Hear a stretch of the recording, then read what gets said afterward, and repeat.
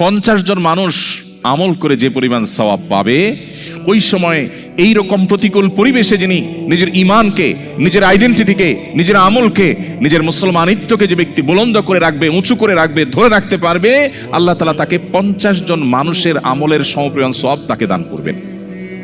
তিনি নামাজ পড়বেন 1 রাকাত, সওয়াব পাবেন 50 রাকাতের। তিনি রোজা রাখবেন একটা, সওয়াব পাবেন 50টার। তিনি হজ করবেন একটা, সওয়াব পাবেন 50টার। সাহাবীরা অবাক হয়ে গেলেন নবীজির এই কথা শুনে। তখন তো সেরকম কোনো পরিবেশ ছিল না, ঈমানের জন্য অনুকূল পরিবেশ ছিল মদিনাতে। নবী করিম সাল্লাল্লাহু আলাইহি ওয়াসাল্লামের এই কথা শুনে তারা জিজ্ঞাসা করলেন, হে আল্লাহর রাসূল, আপনি যে বলছেন তখনকার মানুষেরা প্রতিকূল পরিবেশে ঈমানের উপরে টিকে থাকতে পারলে একজনে 50 জনের সওয়াব পাবে, সেই 50 জন কি আমাদের 50 জন নাকি তাদের সময়ের 50 জন? নবীজি তখন বলেছেন, আরে না, তাদের সময়ের না, তোমাদের মতো 50 জনের সওয়াব তারা পাবে।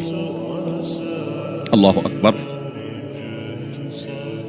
সাহাবায়ে কেরামের যে মর্যাদা, সেটা নতুন করে বলার অপেক্ষা রাখে না। কিন্তু প্রতিকূল পরিবেশে নিজের ঈমানকে, মুসলিম আইডেন্টিটিকে যদি কেউ উঁচু করে সেটাকে নিরাপদ রাখতে পারে, তার আঁচলকে বাঁচাবার জন্য সে যদি সংগ্রাম করে টিকে থাকতে পারে, জ্বলন্ত কয়লা হাতে রাখার মতো এই কঠিন কাজটি যদি সে করতে পারে, নবীজি সাল্লাল্লাহু আলাইহি সাল্লামের হাদিসের এই ভবিষ্যৎবাণীর আলোকে এই সুসংবাদ সে পাবে।